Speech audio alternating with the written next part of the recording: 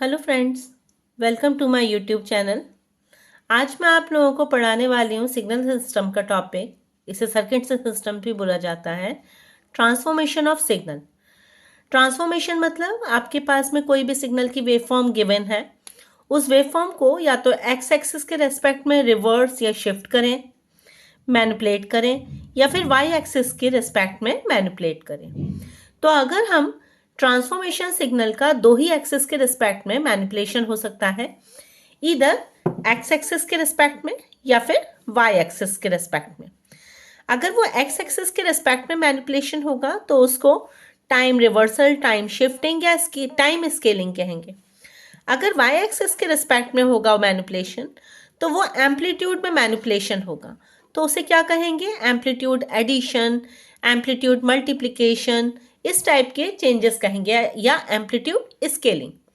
तो अब सबसे पहले हम पढ़ते हैं कि टाइम में अगर हम स्केलिंग, रिवर्सल या शिफ्टिंग करते हैं तो क्या होता है। तो सबसे पहले है टाइम रिवर्सल। टाइम रिवर्सल में हमने क्या किया? Suppose we are having this kind of original signal. इस ओरिजिनल सिग्नल में ये कॉन्टिन्यूस टाइम का सिग्नल है, यानी एक्स दिया है और टाइम के रेस्पेक्ट में वो एक्स चेंज हो रहा है। ये सिग्नल -2 से लेकर 3 तक वेरी कर रहा है, जिसमें -2 से लेकर 0 तक कांस्टेंट वैल्यू है और 0 से लेकर 3 तक एक डिकेइंग रैंप है। अब इस केस में अगर हम टाइम रिवर्स करते हैं, टाइम रिवर्स मतलब ये एक्स है और अब हम एक्स ऑफ -t जनरेट करना चाहते हैं, तो क्या करेंगे? इसको हमें रिवर्स करना पड़ेगा। तो एक्स ऑफ -t क्या हो जाएगा?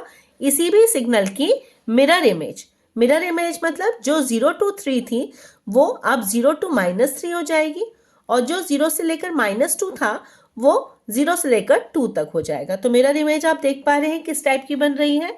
तो ये हो जाता है हमारा टाइम रिवर्सल। तो टाइम रिवर्सल में हमेशा मिरर इमेज बनती है, चाहे वो इस टाइप का कॉन्टिन्यूस टाइम सिग्नल हो या फिर हम डिस्क्रीट काइंड ऑफ सिग्नल।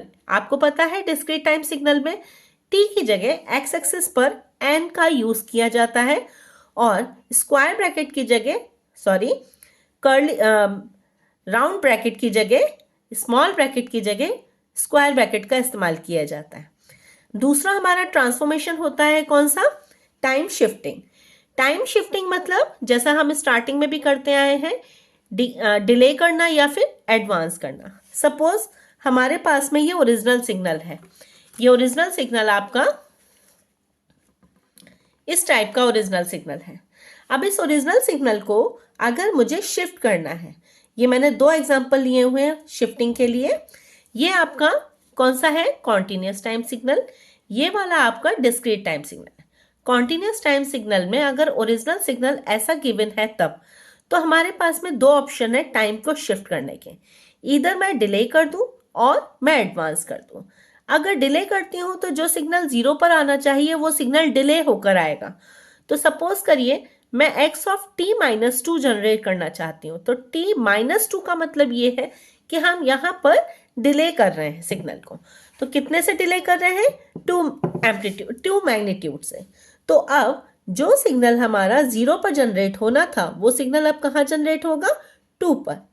इसी की जगह अगर मैं t+1 करती हूँ, यानी ऐसे केस में मैं एडवांस कर रही हूँ, तो एडवांस करने के केस में हम क्या करेंगे? जो सिग्नल 0 पे जनरेट होना चाहिए था वो अब पहले से ही जनरेट हो जाएगा। कितनी वैल्यू पहले जनरेट होगा? जितने भी एम्पलीट्यूड से वो एडवांस हो रहा है। तो +1 से ये एडवांस हो रहा है, तो ये 1 ब्लॉक से ये एडवांस हो जाएगा। तो ये हो जाएगा हमारा टाइम डिले और यहाँ पर ये होगा टाइम एडवांस्ड। इसी की तरह से हमारा क्या जाएगा? टाइम शिफ्टिंग किस में कहलाएगी? डिस्क्रीट काइंड ऑफ सिग्नल में। डिस्क्रीट काइंड ऑफ सिग्नल में कॉन्टिन्यूस सिग्नल नहीं होता, डिस्क्रीट वैल्यूज होती हैं अलग अलग टाइम पीरियड पर, जहां पर कि एन की वैल्यू इंटीजर रहती है, कोई फ्रैक्शनल वैल्यू नहीं। यानी एन की वैल्यू 0, 1, 2, 3 या फिर -1, -2, -3 वेरी करती है। तो अब xn की जगह अगर xn-1 जनरेट करना है, इसका मतलब हम क्या कर रहे हैं? डिले कर रहे हैं, यानी देर से ला रहे हैं। यानी जो वैल्यू 0 पर जनरेट हो रही थी वो 0 पर ना जनरेट होकर थोड़ी देर से जनरेट होगी। तो कितनी देर से जनरेट होगी? 1 ब्लॉक से। यानी जो वैल्यू 0 पर जनरेट हो रही थी वो अब 1 पर जनरेट होगी। तो 0 पर कितनी वैल्यू थी? 4। तो 1 पर अब 4 वैल्यू जनरेट। 1 पर कितनी वैल्यू दिखा रहा है, ये 3, तो ये वैल्यू अब 2 पर दिखाएगा, यानी 2 पर 3 वैल्यू। तो इस तरीके से 1 वैल्यू से डिले हो गया। अगर ये 1 एडवांस वैल्यू हो जाएगी, तो 1 एडवांस के केस में हम क्या करेंगे, जो भी वैल्यू 0 पर थी वो वैल्यू 0 पर ना होकर अब -1 पर ही एडवांस में आ जाएगी, यानी 0 पर जो भी वैल्यू थी वो अब -1 पर जनरेट हो रही है, देख रहे हैं आप। तो इस तरीके से सेम कंसेप्ट टाइम शिफ्टिंग में कॉन्टिन्यूस और डिस्क्रीट टाइम सिग्नल में एप्लीकेबल होगा। थर्ड हमारा टाइम में ट्रांसफॉर्मेशन है टाइम स्केलिंग। टाइम स्केलिंग मतलब क्या होता है, time scaling in the sense कि आपका जो भी सिग्नल है वो सिग्नल टाइम के फॉर्म में स्केल अप हो रहा है, यानी कि सपोज कीजिए आपके पास में क्या था वैल्यू पहले, x ऑफ t, लेकिन अब मुझे क्या जनरेट करना है, x ऑफ t की जगह x ऑफ at या 2t या फिर x ऑफ t अपॉन 2। तो हम इस तरीके की वैल्यू को क्या कहते हैं, टाइम स्केलिंग। तो इसमें हम टाइम एक्सिस को यानी कि x एक्सिस को या तो एक्सपैंड कर देते हैं या कंप्रेस करते हैं। अगर x ऑफ 2t होता है तो x ऑफ 2t होने का मतलब है कि उसको मैं कंप्रेस कर रही हूं। आप लोगों ने फ्रीक्वेंसी देखा है, फ्रीक्वेंसी के हार्मोनिक्स देखे हैं। अगर मैं फ्रीक्वेंसी को बढ़ाती जाती हूँ तो क्या फ्रीक्वेंसी बढ़ाने पर वो फैलती जाती है, नहीं, कंप्रेस होती जाती है, यानी टाइम कम होता जाता है। तो सेम कंसेप्ट यहाँ पर है। यहाँ पर भी अगर टाइम को मैं मल्टीप्लाई कर दूँ, बढ़ा दूँ, दुगना कर दूँ, थर्ड लेवल कर दूँ या फोर्थ से मल्टीप्लाई कर दूँ, तो वो क्या होती जाएगी, जो भी सिग्नल है वो कंप्रेस होता जाएगा। तो देखिए x ऑफ 2t करने पर ये सिग्नल कंप्रेस हो गया है। कितने से कंप्रेस हो जाएगा, जो वैल्यू -2 पे जनरेट हो रही थी वो डिवाइडेड बाय 2 हो जाएगी, यानी कि -1 पे जनरेट हो जाएगी। जो -1 पे जो वैल्यू जनरेट हो रही थी वो -1/2 पर जनरेट होगी। तो अब -1 और यहाँ पर हो जाएगी -1/2। इसी तरह से यहाँ पर जो वैल्यू 3 पर 0 जाकर बन रही थी अब वो कितने पर हो जाएगी, 3/2 पर। इसी की जगह जो वैल्यू 2 पर थी वो 1 पर जनरेट होगी, जो वैल्यू 1 पर थी वो कितने पर, 1/2 पर जनरेट होगी। ठीक है, तो हमारा जब भी x ऑफ 2t या 3t या फिर मल्टीपल में जितना भी बढ़ता जाएगा वेव फॉर्म उतनी ही कंप्रेस होती जाएगी। इसी की जगह अगर मैं t/2 कर दूं तो t/2 करने के केस में क्या हो जाएगा, ये वैल्यू आपकी क्या हो जाएगी, एक्सपैंड होती जाएगी। तो एक्सपेंशन के केस में क्या हो जाएगा, जितनी भी वैल्यू से डिवाइड हो रहा है उतना मल्टीप्लाई करके एक्सपेंशन, यानी पहले रेंज -2 से लेकर 3 तक थी, अब रेंज कितनी हो जाएगी, -4 से लेकर 6 तक। जितना भी डिवाइडेड बाय है उतने से मल्टीप्लाई, तो ये वैल्यू एक्सपैंड हो जाएगी। This is what, this is known as time scaling. ये तो केस हो गया आपका, किस केस में, ये आपका रहा कि हमारी वैल्यूज अगर टाइम के रिस्पेक्ट में अगर चेंज होती हैं तो। लेकिन अब मैं आपसे कहती हूँ कि अब एम्पलीट्यूड के केस में भी हमें देखना है। तो एम्पलीट्यूड यानी वाई डायरेक्शन में, वाई एक्सिस पर अगर कोई चेंजेस करते हैं तो उसमें क्या चेंजेस आते हैं। तो वाई डायरेक्शन मतलब इसका मैग्नीट्यूड। तो अब हमारी एक्स एक्सिस सेम रहेगी, यानी टाइम एक्सिस सेम रहेगी, लेकिन वाई एक्सिस में चेंजेस करने। तो उसमें से पहला चेंज होगा एम्पलीट्यूड स्केलिंग, यानी xt की जगह अगर 2 ऑफ xt जनरेट करना है तो क्या हो जाएगा, time scale as it is रहेगा, लेकिन 2 होने की वजह से जो y डायरेक्शन में मैग्नीट्यूड अगर पहले 2 था तो अब वो कितना हो जाएगा, मल्टीप्लाई बाय 2 यानी 4। अगर ये 3 होता तो ये मैग्नीट्यूड 6 हो जाता, ये 2.5 होता तो ये मैग्नीट्यूड 5 हो जाता।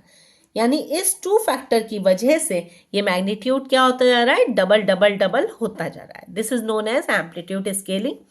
नेक्स्ट है आपका एडिशन। एडिशन में क्या होता है, एडिशन में अगर कोई भी 2 सिग्नल है तो उस पॉइंट पर जो जो वैल्यूज हैं वो ऐड हो जाती हैं। यानी सपोज आपके पास में पहला सिग्नल x1t है जिसकी वैल्यू -2 से लेकर 2 तक वेरी कर रहा है और कांस्टेंट मैग्नीट्यूड है a। दूसरा सिग्नल x2t है जिसकी वैल्यू -1 से 3 तक वेरी कर रही है और कांस्टेंट मैग्नीट्यूड है b। तो x1 प्लस x2 क्या हो जाएगा, x1 प्लस x2 हो जाएगा, जो भी वैल्यू 0 पर होगी यानी कि a प्लस b, जो भी वैल्यू -1 पर होगी यानी a प्लस b, जो भी वैल्यू -2 पर होगी यानी a प्लस 0। तो -2 पे ए वैल्यू, -1 पे ए प्लस बी, 0 पर ए प्लस बी। इसी तरीके से 2 पर भी आपका ए प्लस बी रह रहा है, ए प्लस बी, लेकिन 3 पर सिर्फ बी वैल्यू एग्जिस्ट करती है, ए वैल्यू एग्जिस्ट नहीं करती, इसलिए 3 पर खाली बी वैल्यू रहेगा। ये एम्पलीट्यूड आपका क्या रहेगा, बी। तो इस तरह से हमारा सिंपल सा एडिशन, जैसे किसी भी डेसिमल नंबर का एडिशन होता है उस तरीके से हम एडिशन करेंगे। थर्ड इसका ट्रांसफॉर्मेशन हो सकता है सिग्नल का, कौन सा, मल्टीप्लिकेशन। मल्टीप्लिकेशन के केस में क्या हो जाएगा, जो भी दो सिग्नल थे वो दो सिग्नल आपके क्या हो जाएंगे, आपस में मल्टीप्लाई हो जाएंगे।